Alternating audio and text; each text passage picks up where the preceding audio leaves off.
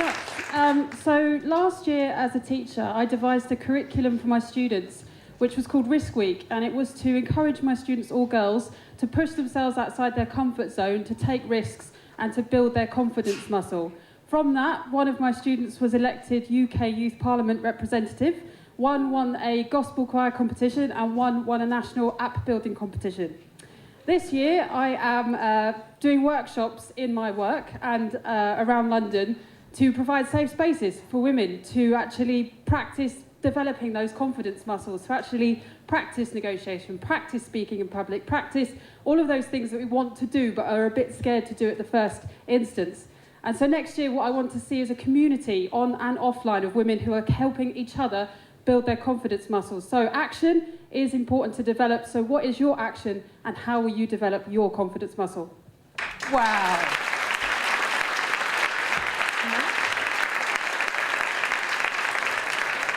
And that was bang on a minute.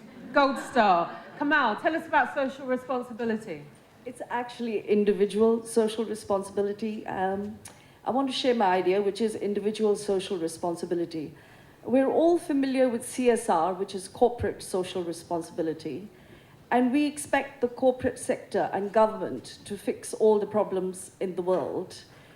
Even though we feel social injustice and our heartstrings are pulled when we see poverty, we often do not take action. We feel disempowered, but in truth, we have never been as empowered as a generation as we are today.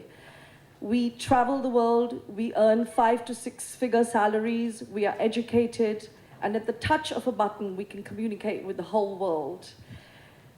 We are unique in the sense that we have everything that our heart desires, and we are now looking for meaning in our lives.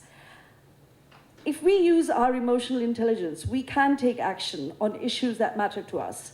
I did that in 2009 when I opened my center in India for children living in slums called Bright Futures. And now I'm making a difference in the lives of hundreds of beautiful children living in the slums. And as a result, my life has grown, expanded, and been enhanced 100-fold, and I feel totally alive. And I would encourage that people take on the idea of individual social responsibility and not just wait for the government or corporate sector. Thank you.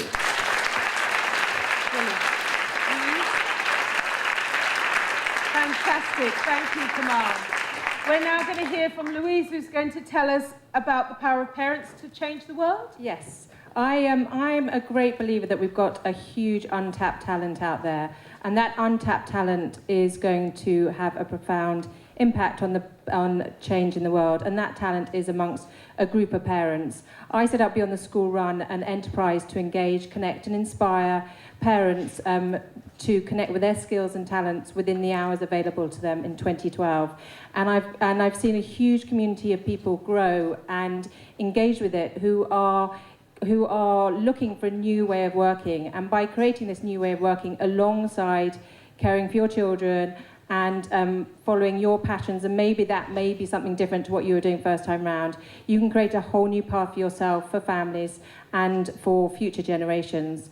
What we're seeing is when people become parents, they develop a whole level of empathy and wisdom, and what we want to do is see that back in the workplace. But for many, the juggling of all children and home and work is a big challenge. So what I'm suggesting with Beyond the School Run, there is another way, and when we find our element and we work in our element, we can really create some really positive change across the world. So hopefully you join us. Thank you.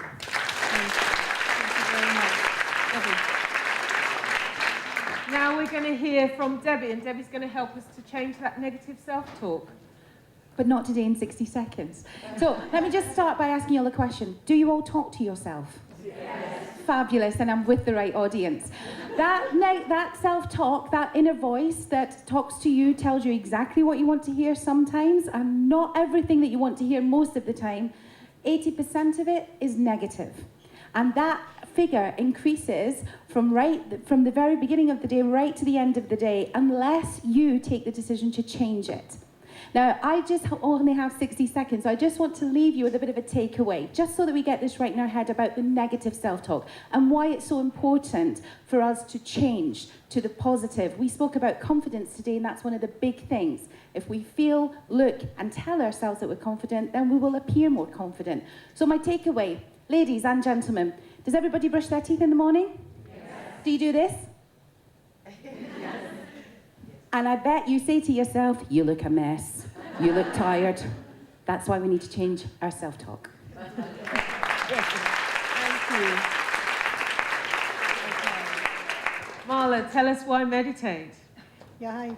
So we all know that physical fitness is very important, and for that purpose we exercise, go to the gym, take a walk, or even have a personal trainer. We also eat healthy food to nourish and nurture our bodies. But what is it that we do with our mind? What do we do so that it is also nurtured and nourished, so that we can live a life full of meaning and purpose, a life which creates happiness and humor for us? I believe that meditation is the tool which can help us to lead a more meaningful life. I have been practicing meditation for the last 7 years, and it's a very simple practice that I do. It's called breath watching. It's just sitting calmly, putting a few minutes aside, and observing the inhalation and the exhalation of breath, so that the mind is disengaged from churning out thoughts.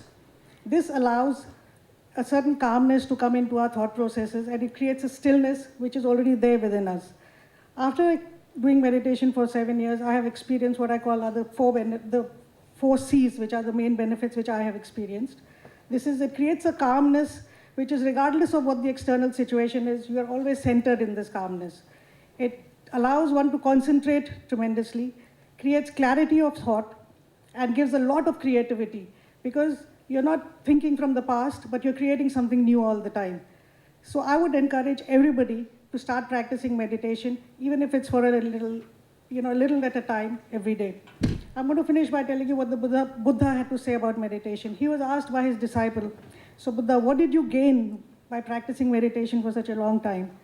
And after thinking for a while, he said, well, it's not what I gained, but it's what I lost when I experienced meditation. I've lost anger, I've lost anxiety, and I've lost fear of the future and of dying and illness and old age. Thank you.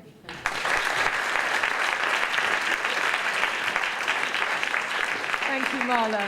We're now going to hear from Lisa about the boardroom, bumps in the boardroom. Bumps in the boardroom, the pregnancy advantage for business, and why I believe mothers make great leaders. We hear all the time about more women are needed in the boardroom, and we hear more about women having a positive career trajectory. And I support women when they're going through the pregnancy journey and they're coming out the other side. We hear about women in their strong capacity to be compassionate, to have eyes in the back of their head, to be more intuitive, to be better in many, many ways, more rounded, more grounded, more soulful when they have children. Yet when they return to the workplace, they often feel that they've got to make up for lost time, that they've got to make up for being away. They don't see what they've done as being an advantage to business, and their colleagues and their employers and their managers often don't see this too. Bumps in the Boardroom was an online conference and platform that I've run for 2 years now, and it's bringing together a number of champions of women and champions of mothers who want to see more women at the boardroom table as well as the changing table. Thank you. Thank you. Thank you. Harriet? Thank you. We're now going to hear from Harriet, who's going to tell us about maternity leave for entrepreneurs. I'm listening. That's right. When I was 28, I started a business, and it was quite successful, which was great. I probably should have thought at the time that I wasn't that far from the age when I might want to have kids, but I didn't think about it. I was driven, I was going. The business turned out to be really successful. We're now one of the UK's leading bespoke jewellery design companies, which is great, employing 2 locations, all great. But back when I had my first baby, it was a bloody nightmare. I just about managed to take under a week's maternity leave, because back then I had 8 salaries depending on the next job coming through the door. and my own livelihood depending on the next job coming in the door. There is no maternity cover for young startup entrepreneur females. If we can find a way to solve that problem, I believe more young females will start businesses at an age when they can put everything into their business and get it ramped up before they get to the baby stage if they're going to go there. I know how to do this. I have an idea which I think you would all engage with.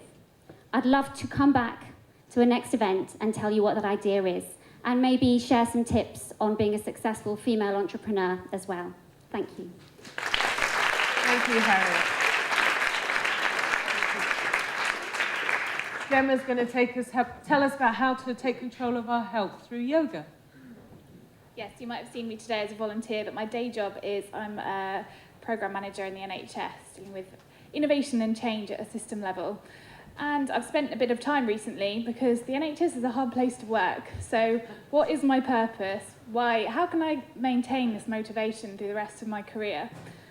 And something that we hear a lot about is how the NHS needs saving, and that doesn't sit quite right with me because it's for us. Why can't we save it? Why do we look to politicians to resolve this problem? And one thing is that we seem to have an epidemic of people not taking responsibility for their health. So what can we do to make a change in that regard? And for me, we've talked about it a few times today, fitness, yoga, meditation just then as well. These are things that are coming more and more to the forefront that for some people are really making a difference. So how can we get those fitness exercises, yoga, meditation into some of the more deprived and needy communities that I try to impact on a day-to-day basis? And so I come really with questions, but they're more to myself to help me define where I'm going, but also hopefully to spark a few thoughts in your mind. And if there's anyone who'd like to talk to me who has views on that, that would be great as well. Thank you. Thank you. Thank you very much. And this is Maria, and would you know it, Maria and I met more than 3 years ago when we were both studying for our performing arts degree. Hey, 33 years ago. Sorry, let the cat out the bag there, Hilary. I just want to take the opportunity to put out the idea that coming out is not a one-time deal. I came out in 1986, and a couple of years later, after I plucked up the courage to tell my family, I thought, phew, thank God, I won't have to go through that again. Little did I realise that 30 years on, at the age of 55, I've had to come out thousands upon thousands of times. And if I wanted to help the next generation and keep moving forward with the integration of lesbian and gay people and the LGBT community, I had to keep coming out. And I will still keep coming out. And I imagine I'll still have to come out when I'm 80. You can see it, can't you, in the nursing home. I'll be there. No, she's not my friend, she's my partner.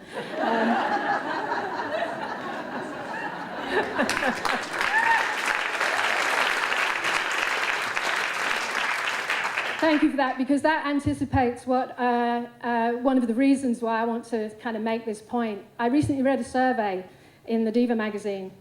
46% of lesbians are not out to their GPs. I don't think that's okay in 2015. It's because we still are afraid. And I had the experience of this. Last year, I unfortunately had lots of hospital treatments, and one of the occasions when I was in hospital, I was lying there in the bed, and the nurse came up. My partner was with me. I've been with my partner for 17 years. We've been civil partners for 9 years, and next year we're upgrading to marriage. Thank you very much. But the nurse came over, you know, filling in one of the many forms, and it was gynecology stuff. So, you know, I can't even begin to tell you how many times I had to come out. And she looked at me and she said, "Oh, and is this your friend?" no, it's my partner. And she just got so embarrassed and stumbled and mumbled and said, oh, well, you know, friend, partner, same thing. I don't know about you, but I don't tend to have sex with my friends. Or have I miscalculated the audience? Maybe. That's what I wanted to leave you with, until the embarrassment and stumbling stops. And if I want to carry on for the next generation to make it safer so that our kids are not being bullied, I'll keep coming out. Thanks. Thank you, Maria. Emily. Thank you. Emily's going to tell us about the importance of younger generations. Yes, happy not to be last as well. My idea isn't... I was due to be and somehow changed positions. My idea isn't revolutionary, it's simply to support our younger demographics in the corporate world. The 25 to 35-year-old bracket is huge for women, but I don't think at the moment the corporate world is doing enough to support this demographic. Lloyds Bank came out at the end of last year and said that they want 40% of their board to be women.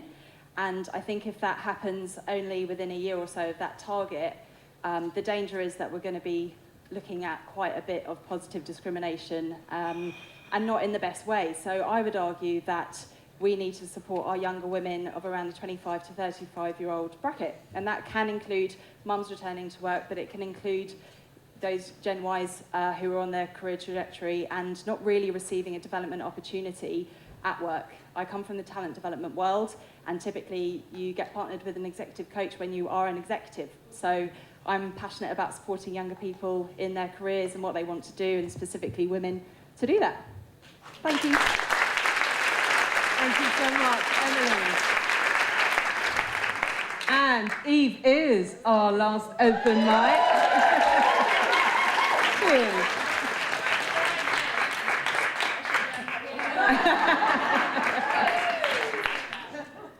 Okay, so the third A, what is it? It's the heart of why we're here. It's the reason we heard about amazing footballer Liv Cook and Memory in Mali who's fighting against child marriage. It's how women and men can be equal. We often hear about why women don't get to the top, or why women are still paid. Is it 19% less than men? Is it aspiration? Should women push themselves more, aim higher, do better? Or is it about access to opportunities? Is it about the unconscious bias of interview panels, their caring responsibilities, or that women undervalue themselves?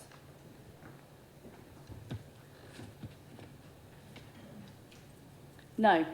That's correct.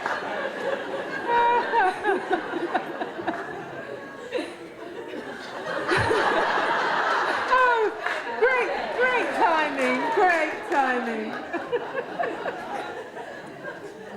I propose instead that for many young women today, it's simply about lack of awareness of what they can be. Although it sounds really strange in a room of really well-educated women, when I was growing up, I didn't know that I could be an MP or a local councillor. I didn't know that I could found my own organisation. And I didn't know that I could have a really exciting job running the country and looking out at Big Ben every day. I've now done 2 of those 3. I'm less sure about the MP route, if I'm honest. As women can do anything, we just need to know about it. So I challenge each and every one of you, every woman here, and all of the brave men who came as well, to do all you can to share everything you've been, everywhere you've travelled, every job you've had, every skill you have, your creativity, your hopes and dreams with the next generation of young women, so they can be all that they can be. Thank you.